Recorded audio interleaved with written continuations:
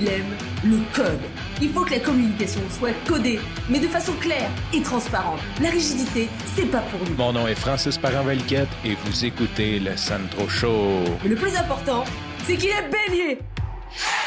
Aujourd'hui, super longue mise en contexte avant de commencer. Hier, je t'ai parlé de mon nouveau setup, que ça a été plus long faire mon nouveau setup entre guillemets que j'avais prévu. Et qui dit plus long, travaux manuels, dit écoute de podcast. Et qui dit beaucoup de temps parle de Tim Ferriss. Dans mon cas à moi, c'est vraiment Tim Ferriss que j'écoute quand je sens que j'ai un petit peu de temps libre devant moi. Hier, j'écoute un podcast de Tim Ferriss et l'invité parle de sa lecture du livre de Titan, qui est l'histoire de John D. Rockefeller. D'ailleurs, je suis allé le bookmarker en Audible et il fait 35 heures d'écoute. Je ne sais pas qu'est-ce qu'il y a de l'air en vrai, ce livre-là, mais ça doit être assez immense parce que le plus gros que j'ai vu à date, c'est 16 heures. Donc, 35 heures, c'est le double de Sapiens. Si jamais tu as lu Sapiens, là, c'est un livre de 16 heures en audiobook. Donc, ça doit être assez volumineux. Pourquoi je t'amène dans cette introduction-là? C'est qu'il a relaté un fait de John D. Rockefeller que ça fait longtemps que je veux te parler, mais que je n'ai pas pris le temps de t'en parler. En fait, je voulais t'en parler avant le confinement, virer ça un petit peu en joke. Et quand le confinement est arrivé, je trouvais que ma joke était peut-être un petit peu de mauvais goût, donc je ne l'ai pas fait. Depuis que je suis jeune, que je fais et qu'avant j'avais honte et que j'ai appris à accepter, à aimer, en fait, c'est quelque chose qu'aujourd'hui je le fais pour moi. Avant, on dirait que quand je faisais ça, j'avais plus ou moins, je me sentais pas fier de moi, donc les bénéfices que j'en retirais étaient peut-être moins gros, moins bons.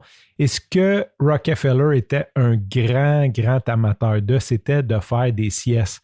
Pour moi, ma sieste, c'est quand même quelque chose d'assez important. Je dirais pas que je la fais à tous les jours, mais le maximum de fois que je peux. Il y a des journées que je saute quand j'ai des rendez-vous, mais souvent, je vais faire une sieste 10, 15, 20 minutes, des fois une demi-heure quand j'ai un peu plus de temps, 1 heure. C'est vraiment quelque chose qui me ressource, qui me fait du bien. Mais comme je te disais qu'avant, j'avais honte, c'est que j'avais l'impression d'être un paresseux. Je faisais ma sieste, puis après, j'avais comme une culpabilité d'avoir fait ça. Là, je me disais, imagine-toi tout le temps que j'ai perdu, j'ai pas fait d'autres choses, blablabla. Et bon, avec le temps, j'ai appris à dire, OK, c'est mon corps qui me demande de me reposer. Je me repose, j'ai fait quelque chose. Quand je finis ma sieste, je suis comme 2, 3, 4 fois plus productif. Donc, ce n'est pas une perte de temps et je fais ça pour moi. C'est mon me time. Je prends du temps pour moi et c'est correct comme ça. Donc, j'ai appris à l'accepter. Et hier, d'entendre qu'un gars comme Rockefeller, qui est comme vraiment un high achiever, là, on peut le dire, là, c'est quelqu'un qui a fait beaucoup de choses dans sa vie, était une personne qui faisait sa sieste, ça m'a motivé au bout. J'ai dit, OK, tu vois, je le savais que j'étais pas paresseux, entre guillemets, mais en plus de ne pas être paresseux, ça m'a fait réaliser que tu peux accomplir de très grandes choses tout en prenant le temps de faire ta sieste. Et même ça a l'air que dans le livre, il relate le fait qu'il y avait une espèce de salle de réunion pour son congrès, pour son CA, et que dans la salle, il y avait un sofa et que pendant les réunions du CA, il se couchait sur son sofa. Puis là, le monde parlait, puis des fois, il s'endormait, puis là, des fois, il se réveillait, puis il disait des affaires, puis il se rendormait. Je trouve ça vraiment inspirant. Je vais dire ça comme ça. C'est pas mal le seul point que j'ai avec Rockefeller parce que je suis loin d'être un high achiever comme lui ou d'être comme juste riche comme lui ou philanthrope comme lui. Mais c'est ce que je voulais partager avec toi aujourd'hui. Sur ce, je te remercie pour ton écoute. Je te dis à demain et bye bye.